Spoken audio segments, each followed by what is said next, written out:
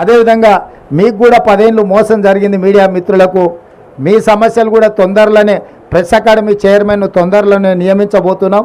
వారి ద్వారా మీ సమస్యలన్నిటిని కూడా వివిధ సంఘాలతోటి మీతో చర్చించి మీ సమస్యల్ని పరిష్కరించే బాధ్యత మా ప్రభుత్వం తీసుకుంటుంది.